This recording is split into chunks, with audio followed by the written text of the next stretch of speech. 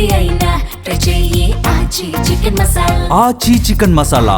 కర్ణాటక పశ్చిమ కనుమల్లో కురుస్తున్న వర్షాలకు తుంగభద్రకు వరద కంటిన్యూ అవుతుంది. ఆలస్యంగా వరద రాకతో తుంగభద్ర డ్యాంలో జలకళ కనిపిస్తుంది. గతేడాది ఈ టైంకే గేట్లెత్తి దిగువకు నీటిని విడుదల చేస్తే ఈ ఏడాది నీటి చుక్క జాడలేదు. కృష్ణమ్మ పరవళ్లు తొక్కి శ్రీశైలం గేట్లు ఎత్తే అద్భుత ఘట్టం కోసం తెలుగు రాష్ట్రాల ప్రజలు ఎంతగానో ఎదురుచూస్తున్నారు. రాయలసీమ జిల్లాలకు ప్రాణాధారమైన తుంగభద్ర జలాశయానికి మూడో రోజు 45,000 క్యూసెక్లు పైగా వరద వచ్చి చేరుతుంది. డ్యాం గరిష్ట నీటి మట్టం 1,633 అడుగులు కాగా ప్రస్తుతం 1,596 అడుగులుగా ఉంది. డ్యాం పూర్తి సామర్థ్యం 105 టీఎంసీలు ఉండగా ప్రస్తుతం 20 టీఎంసీల వరకు వరద చేరింది. ఎగువన తుంగ డ్యాంకు వరద పోటెత్తడంతో 22 గేట్లెత్తి 26,500 క్యూసెక్లు విడుదల చేస్తున్నారు.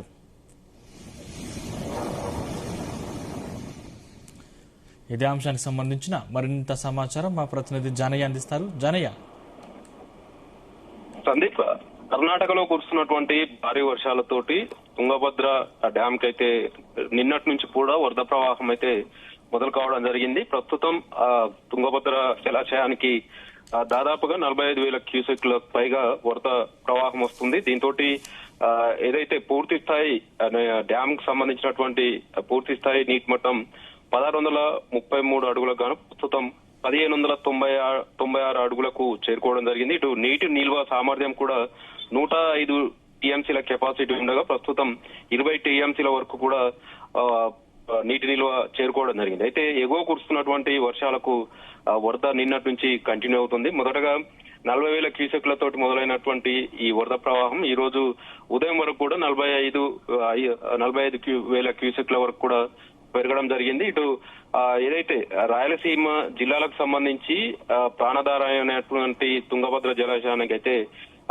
వరద ప్రవాహం వస్తుండటంతో కొంత డ్యామ్ కు సంబంధించినటువంటి ఆయకట్టు సంబంధించినటువంటి రైతులైతే కొంత సంతోషం అయితే వ్యక్తం చేస్తున్న సిచ్యువేషన్ కనబడుతుంది. మరోవైపు ఇటు తుంగభద్ర డ్యామ్ ఇలాగే వరద కంటిన్యూ అయితే పూర్తి స్థాయిలో నిండే అవకాశం ఉన్నట్టుగా కూడా అంచనా వేస్తున్నారు. దీంతో జలకళను కూడా సంతరించుకునే అవకాశం ఉన్నట్టుగా కూడా తెలుస్తుంది. మరోవైపు ఏదైతే పశ్చిమ కనుమల్లో కురుస్తున్నటువంటి ఈ భారీ వర్షాల నేపథ్యంలో కంటిన్యూగా తుంగభద్ర డ్యామ్ కి అయితే వరద వస్తుందనేది కూడా అధికారులు అంచనా వేస్తున్నారు. మొత్తం ఏదైతే గత ఏడాది ఈ సమయం వరకు అంటే జూలై మాసం వరకు కూడా తుంగభద్ర గేట్లను ఎత్తి దిగువకు నీటిని విడుదల చేయడం జరిగింది. కానీ ఈసారి ఆలస్యంగా వరద ప్రవాహం రావడంతో ఇప్పటి వరకు ఏదైతే డెడ్ స్టోరేజ్ స్థాయిలో ఉన్నటువంటి తుంగభద్ర డ్యామ్ కు సంబంధించినటువంటి నీటి నిల్వ సామర్థ్యం ప్రస్తుతం వస్తున్నటువంటి ఇన్ఫ్లో తోటి గరిష్ట స్థాయికి కూడా చేరుకునే అవకాశం ఉన్నట్టుగా కూడా తెలుస్తుంది. దీంతో ఏదైతే తుంగభద్ర డ్యామ్ కు సంబంధించినటువంటి నీటి నిల్వ సామర్థ్యం పెరుగుతుందనేది కూడా కొంత ఆశాభావం అయితే వ్యక్తం అవుతున్న పరిస్థితి కనబడుతుంది. గత ఏడాది ఇదే టైంలో అన్ని గేట్లను ఓపెన్ చేసి దిగువకు నీటిని విడుదల చేయడం జరిగింది. ఈసారి మాత్రం ఇంకా వరద ప్రవాహం ఇప్పుడే మొదలైంది కాబట్టి మరో వారం 10 రోజులు ఇదే వరద కొనసాగితే మాత్రం పూర్తి స్థాయి నీటి మట్టానికి చేరువ అయితే మాత్రం ఖచ్చితంగా తుంగభద్ర డ్యామ్ కు సంబంధించినటువంటి గేట్లను ఎత్తే అవకాశం ఉన్నట్టుగా కూడా తెలుస్తోంది. ఇక ఆగస్టు వరకు కూడా మరోవైపు ఆగస్టు వరకు కూడా జూరాల ప్రాజెక్టుకు సంబంధించినటువంటి జూరాలకు వరద వస్తేనే పంట కాలువలకు నీరిస్తామనేది కూడా అధికారులు అయితే స్పష్టం చేస్తున్నారు. ఏదైతే జూరాల ప్రాజెక్టు పరిధిలో ఉన్నటువంటి నెట్టెంపాడు కావచ్చు, ఆర్డీఎస్ కాలువలకు సంబంధించి కూడా సాగునీరు అందించలేమనేది కూడా అధికారులు చెప్తున్నారు. ఎందుకంటే వచ్చే నెల సాగు కోసం నీటిని విడుదల చేయాల్సి ఉంటుంది ఖరీఫ్ సీజన్ సంబంధించి. అప్పటి వరకు ఈ ప్రాజెక్టులకు సంబంధించి నీటి నిల్వ సామర్థ్యాలు ఉండే విధంగా అంటే పూర్తి స్థాయి నీటి సామర్థ్యానికి చేరుకుంటే తప్ప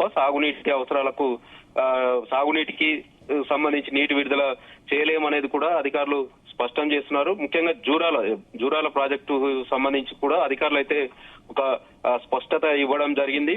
ఈ రెండు ఏదైతే జూరాల ప్రాజెక్టుకు సంబంధించి పూర్తి స్థాయి నీటి సామర్థ్యం 9.75 టీఎంసీలుగా ప్రస్తుతం కేవలం 2.022 టీఎంసీల నీటి నిల్వే ఉన్నది కాబట్టి ఈ నీరు కూడా దాదాపుగా ఏదైతే 2 టీఎంసీల నీరు ఉందో అది కూడా తాగునీటి అవసరాల కోసమే వినియోగించుకోవాల్సి వస్తుంది కాబట్టి జూరాల ప్రాజెక్టుకు వరద ప్రవాహం ఎగువ నుంచి వస్తే తప్ప సాగునీటికి నీటిని విడుదల చేయమనేది కూడా అధికారులు అయితే స్పష్టం చేస్తున్నారు.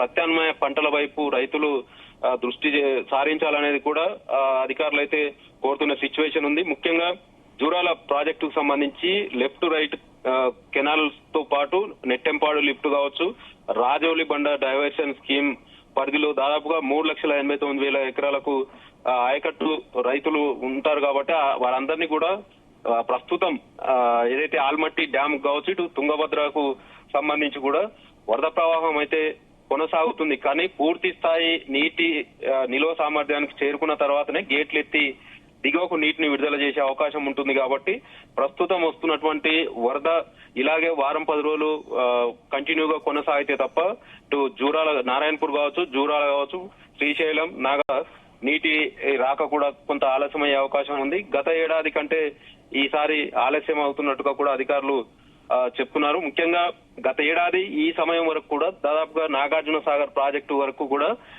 వరద ప్రవాహం రావడం జరిగింది. ఇటు ఆల్మట్టి నుంచి మొదలుకుంటే ఆల్మట్టి, నారాయణపూర్, అలాగే తుంగభద్ర, జూరాల, శ్రీశైలం వరకు కూడా పూర్తి స్థాయి నీటి మట్టానికి గత ఏడాది ఇదే సమయంలో చేరుకోవడం, అన్ని ప్రాజెక్టులకు సంబంధించి గేట్లను ఎత్తి దిగువకు నీటిని విడుదల చేయడం జరిగింది.